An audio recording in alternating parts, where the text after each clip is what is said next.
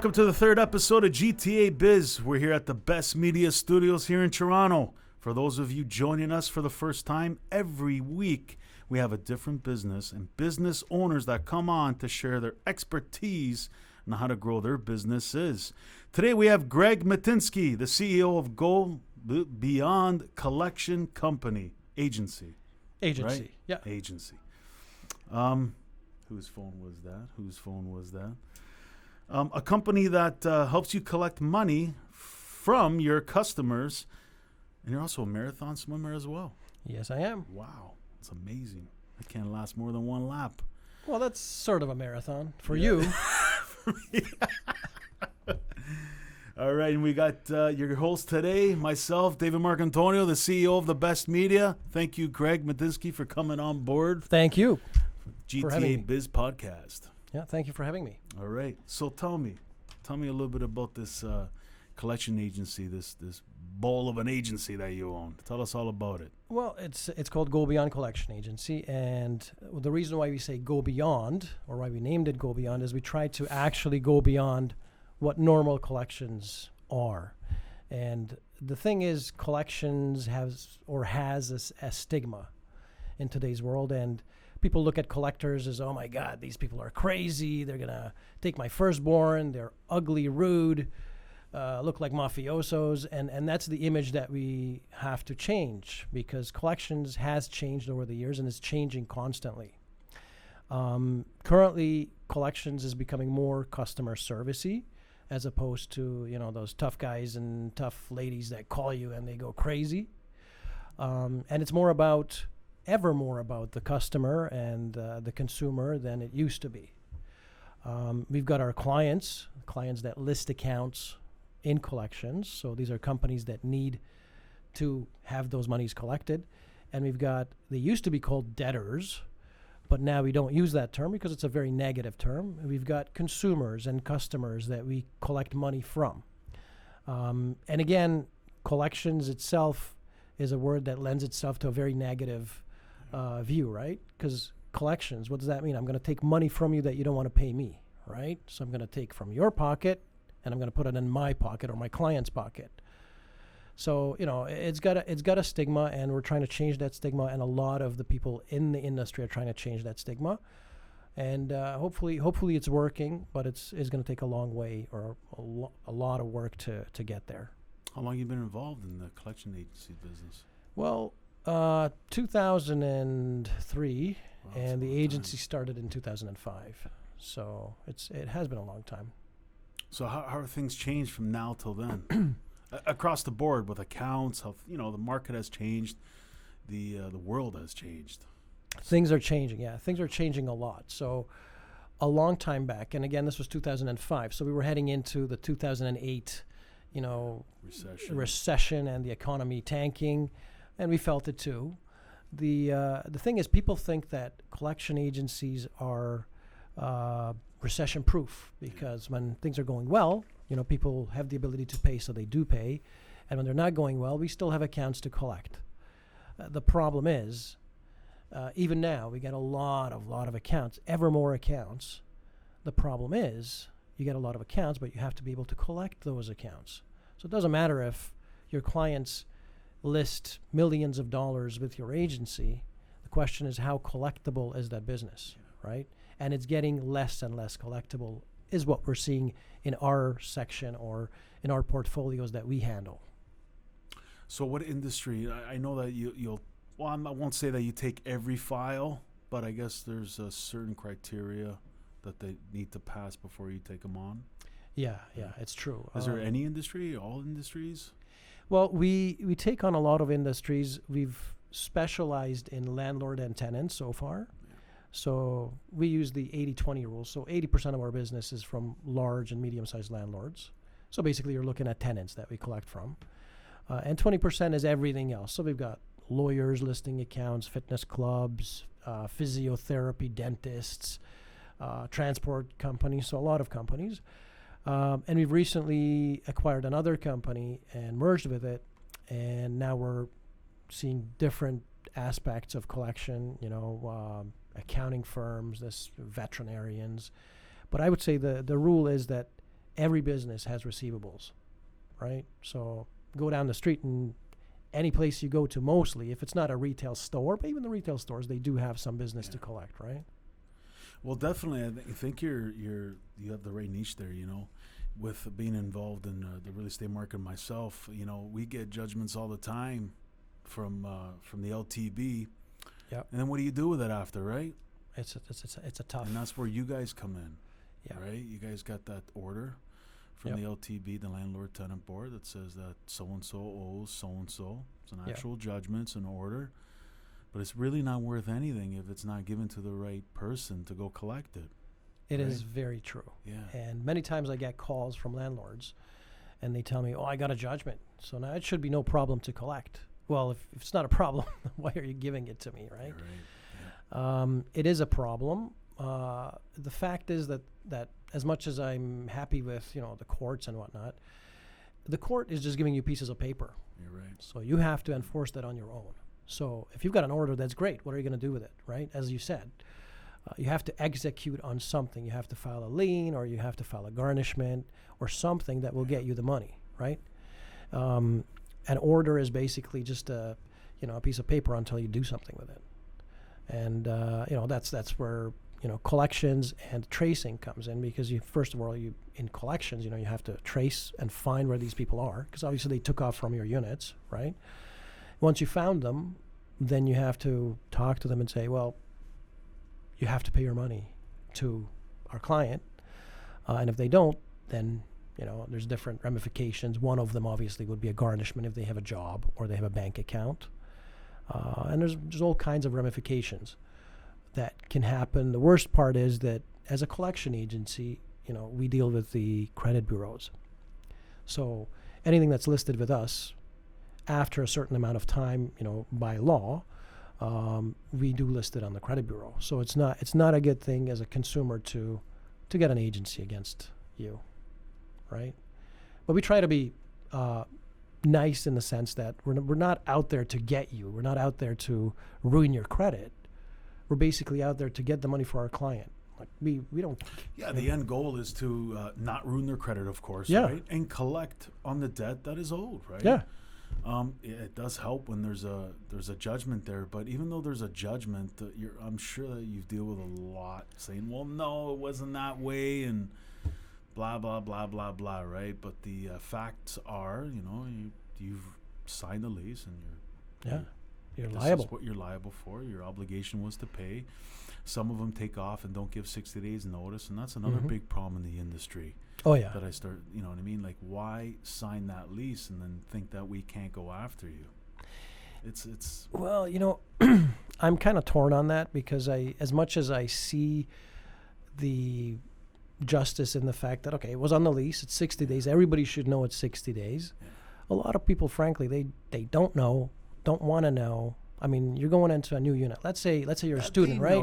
They know. Yeah, but they don't want to know because they don't want to know because they're obligated to it. I think they know. Well, I think they no, know. I believe as a renter, you know that you got to give 60 days. Well, plus notice. you're supposed to give them a package, right? Now that not the recent rules, but even previous to that, there was a new rule that said, well, you have to give them a package that they have to read. But frankly, if you're a student coming out of whatever college or university, you're going into a place to rent. Are you going to read all of it? You're not going to read the lease. You're just going to sign. Like, I'm happy. I'm going to get into the Livermore or whichever apartment building that is the best in Toronto. So we're gonna go off of you talking about the agency. Yeah. About the consumer. Consumer, yeah. You ended up stating about the student that goes in. Really, he's not reading. Yeah, he's it. not. I totally agree with you too, because, and I say this to my team. When they're signing a lease, go through the entire agreement. Make sure the onboarding process is about a half an hour. Right. Because, the appendix in itself in that lease is 9 to 14 pages. That's a lot of information. You got to go through it properly. We make sure that they initial each page. Make sure that we bring up a few things within the agreement so we know that they actually read it. And most of the time they don't. They don't. Yeah, Karen and Rob tell me all the time, no. It's not happening. So they make them read it again. But at the end of it all, they did sign the agreement. Well, you know what? I was actually thinking one time that they should have one of those, you know how you get advertisements for like these cartoon tutorials? I get them all the time. You know, we're going to make you a film about, you know, how your process is and all that. And, you know, frankly, maybe that's how it should be for the younger generation, because a lot of them, they're not going to read 14 pages. They'll never read that. But if they see, you know, 30 or 40 seconds of this cartoon video showing them how they sign, they have to give notice, they will memorize that, because that's how their mindset is. The messaging. Yeah. The messaging works with them. Yeah. Yeah, I like that. I like that idea. Yeah. Because then, you know, then it's like, hey, listen, you remember that cartoon that you watched? In 60 days notice. Yeah. Remember? You know, the little frog that jumped out and, you know, caught the fly. I don't know. Like, it just.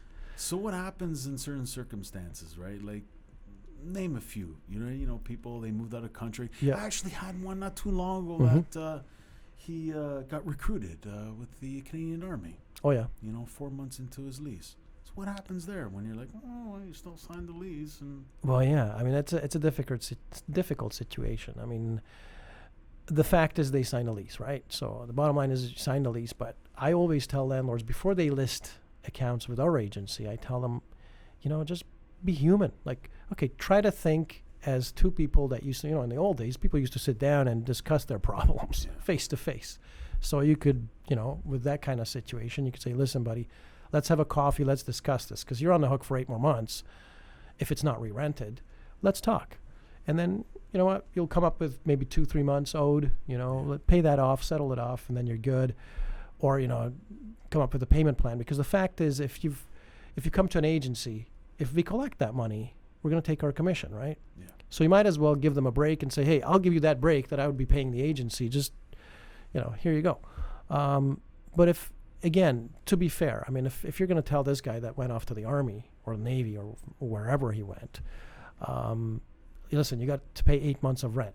He's going to be furious. Like, come on, man. Some people understand that, but to me, even though it's by law it's right, it would be pretty unreasonable for you to ask somebody to pay you 8 months worth of rent when they're not there, right?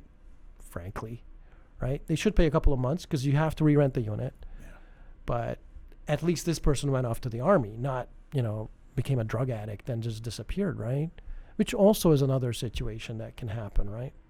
But most of the time, they don't want to have that conversation, right? That's where you guys can come in, right, and be that third party to come in and negotiate something like that. Yeah, you're right. You know, the landlords themselves should, you know, spend some time first to see if they can resolve it, right? Because as soon as it comes in your hands, it's costing you money. Yeah, but there's not a lot of good landlords out there that can do. Well, you know what? I disagree. I mean, I see a lot of landlords, and a lot of them are really trying hard, even though it doesn't look it, because people will say, "Oh, they got bad bugs. They got this and that." Listen, landlording is a really tough business, and people think that these landlords are making a ton of money. You know, it's just they're just raking it in. But realistically, when you think about it, if you've got a, you know, not landlord, but like a property management firm, if you got a 4.5% management fee, and you've got a high rise, and all that, like, think about the equation. Like, how much money is that landlord really making in the short term? Nothing, really. I mean, it's really hard. Granted, they'll charge the landlord, you know, any kind of fees that are, you know, they're putting in the building, you know, like an elevator or, you know, renovating the whatever, putting in your carpets. But for 4.5%, let's say it's a 200-unit building, you're gonna have to have people work on that. You know, landlording is not the buckets full of money-making machine, right? I agree. Every penny counts. Yeah. Every penny counts. Damages, loss of rent, every penny counts. Yeah. And the thing is that's again, it's not a stigma, but that's the view that a lot of people take. Like, they make so much money, I'm not going to pay them. Who cares, right? But they imagine if every tenant said that, and there are buildings where they do. They get together. Yeah. You know, there's a rental increase or over and above rental increase, and you have these third-party agencies out there, nonprofit agencies that come in and try to. We're not going to name them, but yeah. Like. But stuff is falling off the tree, right? And in any case, yeah. I mean, I get that side of it too. because tenants feel that they need representation, right? And I think they should have representation, because there are a few landlords out there that make it hell, or who make it hell for these people, and they should be held to account. But most landlords are just trying to, make a living and make it good for the tenants. And then most of the time, what I see is landlords are giving breaks left and right, and then even after that, they're held to account for something else. So yeah, it's a tough business. I totally feel for the landlords and the tenants too. Like I get it, but it's somehow unbalanced, and I guess that's why we're involved, because it's not balanced. If it was balanced, no one would need collection agencies, right? You're right. Yeah.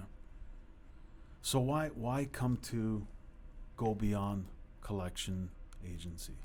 Why come to you guys? What makes you different than all the other ones that are out there? And I know you touched on it earlier on the podcast, but well, I mean, there's different things, or there are different things that you can like in an agency or you don't like. I mean, some people just come to us because they don't like the other agency. It's not right? price, because I'm sure you.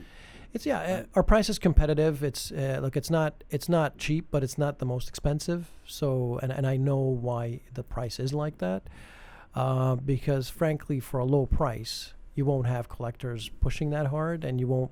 I mean, I can give you a 10% commission rate, but you know what? We're going to make one call, because that's how much it's worth, right? Overall.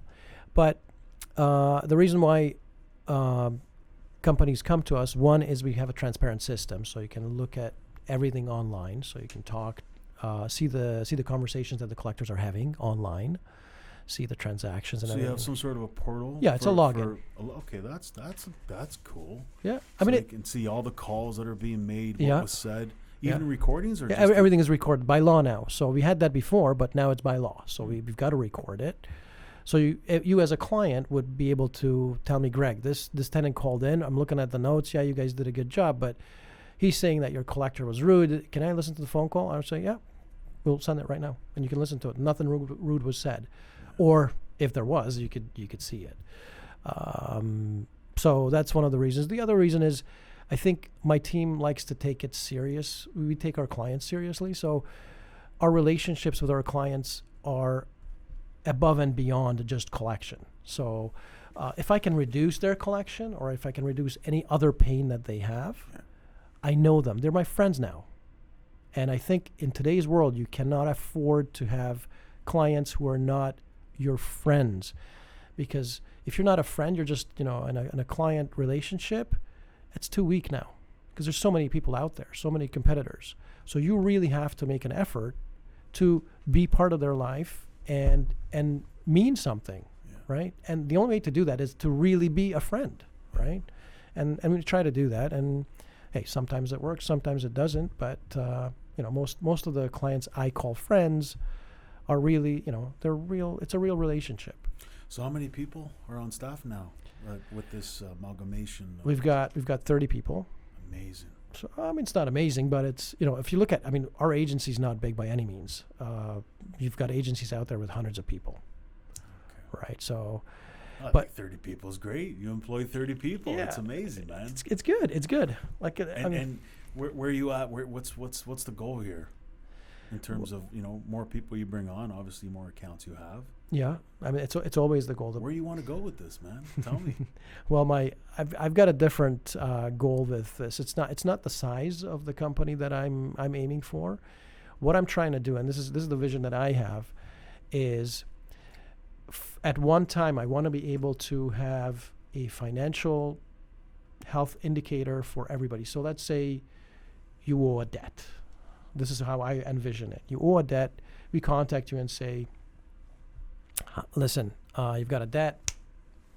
Click on here. You'll look at your own debt online. So you click on it, and then it will show you this is the debt. This is your financial situation with credit checks and whatnot. This is how you can change it. So it's not only going to be the debt that we're collecting, but it's going to show you ways to change it. Here's a job that will pay you $2,000 a month, where you can put some of it aside and put it towards this debt. And then we'd have people that are offering jobs.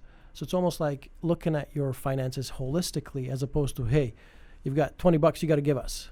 which is, to me, it's a complete dead end, because it's like looking at the tip of the iceberg. Everybody, to me, and this is a realization I had, is we're looking at everybody like an iceberg. You're looking at the top or tip of the iceberg, but below the surface, I mean, there's all these people have needs, they have different lives, different financial problems. What if we could solve those? Or what if we could help solving those? I mean, that would be a great thing. That's the vision I have. I mean, I don't know how many people I need for that. I mean, I have an idea, but it's a long-term vision. So you cater to the GTA outside of Ontario as well? Or Yeah, outside of Ontario too. Awesome. So we've got Canada, and I mean, we don't do anything in the States. I mean, not that we don't do anything in the States, but we're not licensed in the United States. Sometimes we do collect from different countries. We've collected from like Siberia, Russia, collected from Nigeria, of all things, St. Martin's. Like, there's different places where you collect from, but our operations are in Canada, and if we go outside of that, we've got partners that we send the business to, or that we deal with. So someone looking for a landlord that's looking for a collection agency, Yep. what should they be looking for when they're looking for a company to hire on to take care of their debt that they have outstanding? Well, primarily, I think what you got to look at is you got to look at the rate. The rate. And what I always tell them is, don't look for the cheapest, because the cheapest, I know, is not going to make an effort, right? Because there's people they'll say, I'll do it for, like a percent. I mean, what are you going to do with 1%? How are you going to finance that? Your company's not going to be viable. So obviously you're going to cut corners. It's like this. Once I sat on a plane with somebody, it turned out this guy was a air traffic controller, okay? And he told me, don't ever fly with no-frills airlines, like these airlines that are like cheap and that. And I said, why? And he was like, national airlines, even if they're losing money, they have to pay maintenance. They'll spend on the maintenance. They'll lose money if they need to. Whereas a private operator will save money somewhere. And who knows, it could be like Boeing. They're saving on that one indicator. I mean, that's not an airline, but again, they'll save money somewhere, and it could be to the detriment of the service, which is, you could basically crash, right? Yeah. So I think rate is one important thing, and also approach. I would definitely look at approach of the collectors. And one of the things I found over the years, which is really super interesting, and we did statistics on this, is that most clients are more interested in communication than results. So as long as you're in communication with them, keeping them updated that you Yep. know what's happening, because that's what they're thinking every day. When's my debt going to be collected, right? If they're a small landlord, it's going to be on their mind constantly. All If the they're a time. bigger landlord, probably not. So yeah, communication, I could see that. Yeah, And, because you know what? If you tell somebody, you know what? Sorry, we've worked this account to death, right? And this person is going bankrupt. They've got drug problems. That's reasonable, and they'll say, okay, well, I know why it's not being collected. Whereas, if you don't communicate, you might be getting the same results as the other agency. But if you don't communicate, they'll be like, well, you're not doing anything, even though you are. Yeah. So you have to communicate, because the people that are listing the accounts for you are not the top people. So they'll now have to answer managers who will ask them what's going on with collections. If they got an answer, no problem, right? So it's crazy that communication trumps results. That's great value you bring to the table. Yeah. Yeah, keeping in contact, having that portal where they can see everything. Yeah. Absolutely, because they want their money. And you're in contact with them, so they want to know what's going on every second. right. And the smaller the landlord, Yeah. obviously, the more important the money is for them, right? For large landlords, it's just process. You got to do collections. What is the statistics? How good you are compared to the other one? Okay, we'll give you a shot, right? So no front end money. you don't charge at the front end. No, we don't. All back end. All back end, which Wow. is it's a risk. Definitely. So, I mean, we do have other services where we do charge at the front end, but collections itself is not charged. And at the your front end. agency takes them through the whole process, even if you got to go to small claims court, like the whole. Yeah. You take them through the whole process. They don't have to go anywhere else. In fact, we're now expanding into the pre-collection area where, if you need evictions, this kind of stuff. We do that. We also have door knocking service. So what it is, it's called an in-house service. So if you have late tenants, we call those tenants as a call center. Now lately we were actually looking at something of an actual door knocking service, like actually having door knockers that can go to the door and for a certain fee we'll have that. And once they're out of the units, then, it comes to collections. And once the collection fails, if it does fail, then we can go to small claims. I think that brings a lot of value to the smaller landlords that can't afford a superintendent, right? Yeah. They have a 10-plex if they're not living on site. It's a challenge, to drive out there, depending on where it is. Who knows, right?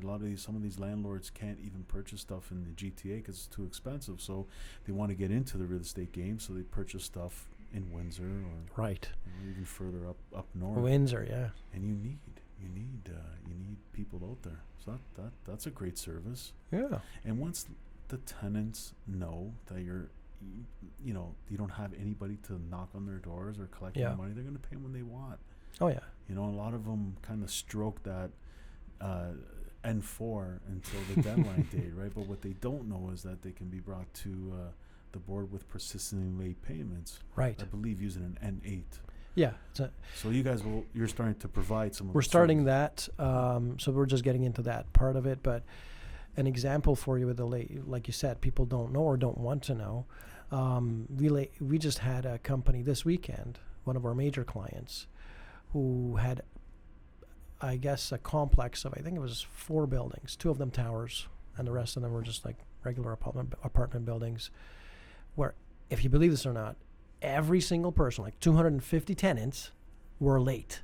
Wow. But you're talking like a month late. So look at that cash flow. Huge. So we did a call center thing for them, and people were just lining up outside the office like, oh, okay, I'll pay this. I mean, people have to be reminded, and I don't think they're doing it maliciously, but obviously if you've got a lot of bills to pay and, if someone's not going to be on your behind all the time, then that's the person you're going to pay late, right? So you just have to change, I guess, the priorities for people. Well, I can see that service being a tremendous amount of value for a landlord. Even if they're a big outfit, I still see it across the board. Tenants need reminders. Right. And you know what? What I see is a lot of landlords have an issue because their staff are dealing 70% with this kind of stuff. And then, and maintenance and everything else, and only 30% upselling and selling units. So you want to switch it. There's actually a company out there, I'm not going to name them, they're a really good company that actually have this 70-30, and what they did is they just recently switched it. So what they want is for their staff to spend 70% of the time selling and upselling, and 30% to deal with the rest of the stuff. You don't need your super and PM dealing with, door knocking. They don't want to confront tenants. They want to be their friends. So that's why this service actually is a really good service. Yeah. Well, that's awesome. Well, Greg, thanks for coming on our Thank third you. episode of GTA Biz. We appreciate it. Thank you. We'll hopefully have another one. Yes. Thank you. And you can come to our podcast too. I can't wait.